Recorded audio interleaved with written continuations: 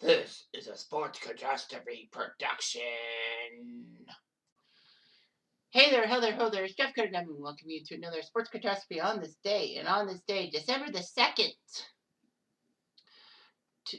1985, the year of my birth, the Chicago Bears took on the Miami Dolphins in one of the greatest games of all time, one of the best Monday nighters of all time.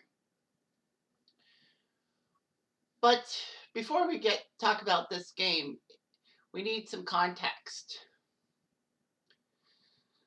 The Bears were 10-6 in the 84-85 season. They lost to the 15-1 San Francisco 49ers in the NFC title game. The Bears figured they needed something and all that. The Bears were 15-1. So they tied the most wins in a regular season in a 16-game season because, after all, the 32 Dolphins may have been perfect, but their regular season was 14 games and they were 14-0.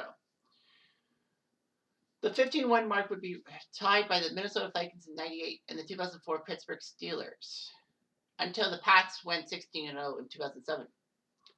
The Bears defense only allowed an average of 12.4 points a game. They won the NFC Central by 7 games over the next team.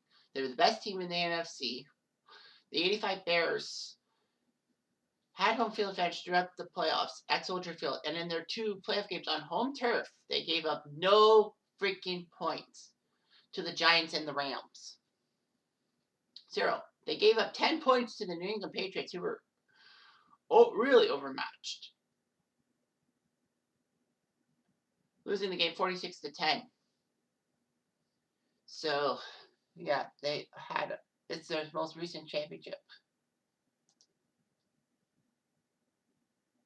Some say the 85 Bears were better than the 72 Dolphins. Well, given how the 72 Dolphins actually had an issue with their offense because Bob Greasy got hurt, so Earl Morrall had to play, and he wasn't very young, but he was still doing great. Anyway, the Bears signed undrafted free agent Mike Tomczak from Ohio State, a good quarterback and all that. And the Bears did acquire their punter Maury Buford for a couple of draft picks. There were some contract issues and all that. They had William Perry, Steve McMichael, and Keith Van Horn hold out. But they did report to training camp. Perry held out till August the 5th.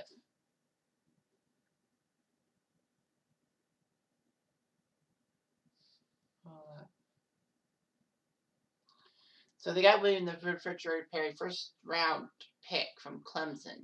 They took Kevin Butler, who was a good kicker for Georgia, and Thomas Sanders was a decent running back, and Jim Morrissey, good linebacker.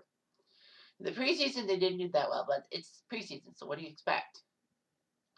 So week 1, they took on the Tampa Bay Buccaneers, and were actually down 28-17 at the half, which was shocking in a way. But the Bucs could not score in the second half. Week 2, the Pats and Bears met. I didn't even know they met in the 85 season before Super Bowl 20. The Bears crushed the Patriots. They gave up a late touchdown in the fourth quarter, but they won 20-7. The Bears went into Minnesota to play on Monday Night Football Thursday edition and beat them 33-24 with the strength of 24 points in the third quarter. Jim McMahon was hurt, so Steve Fuller had to be in all that. However, McMahon wanted to play, and he did. He screwed the Bears' comeback. Week 4, they took on the Redskins, and with a 31-point second quarter, they crushed the tar out of the Redskins. Amazing and all that.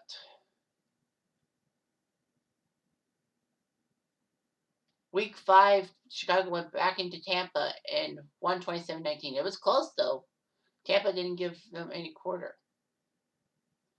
And then the Bears went to San Francisco to take on the Niners and got revenge for the NFC title game. With a 26-10 win, they sacked Joe Montana 7 times. Ditka was actually arrested after the game for DWI, driving while intoxicated. However, the funny thing is that this was the last time the Bears actually won at Candlestick Park, or San Francisco's Park, and their last win at San Francisco until 2014. Ooh. The Bears crushed the Packers on Monday Night Football 23-7 on home turf. William Perry scoring a touchdown. Week 8, they beat the Vikings 27-9.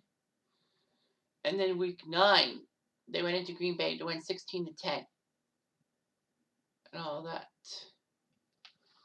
Unfortunately, Green Bay had problems. Mark Lee and Ken Stills were trying to make issues and all that.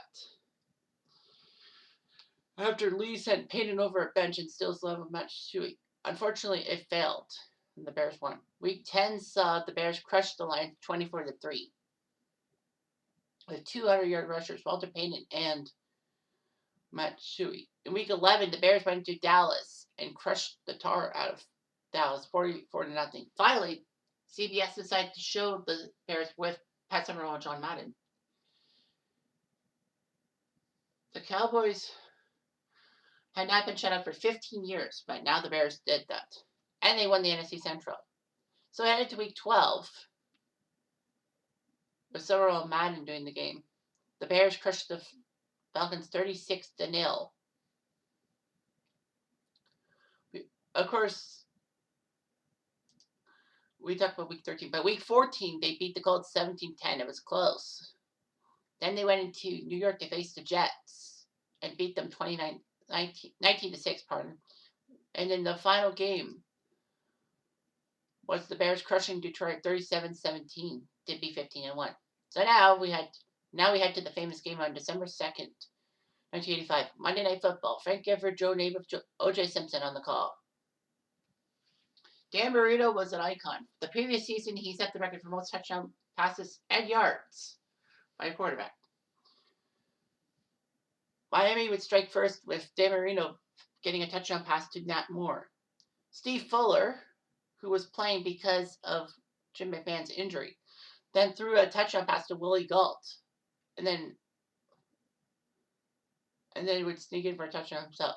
Miami was up 10-7. Marino hit Nat Moore for a big game to set up a Ron Davenport running touchdown.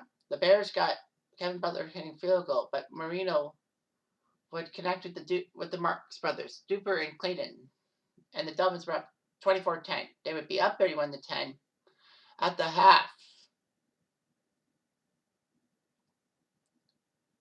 Unfortunately, the Bears just lost a lot of momentum and all that. And the Dolphins won 38-24. It was close, though. But here's the weird thing about that game. Okay, the Bears lost to the Dolphins, and that was their only blemish of the year. But the weird thing is, the day after they lost, they recorded their Super Bowl shuffle thing, saying they will shuffle to the Super Bowl, despite losing the previous day. It was like creepy, all that. All the Bears except for McMahon and Payton were there. McMahon, I think, was hurt, and Payton, I don't know if he wanted to do it, but they were superimposed in that video. So, yeah, weirdness always counts, and horseshoes and hand grenades, and that's the truth. Anyway, I'm Jeff Diamond. I do.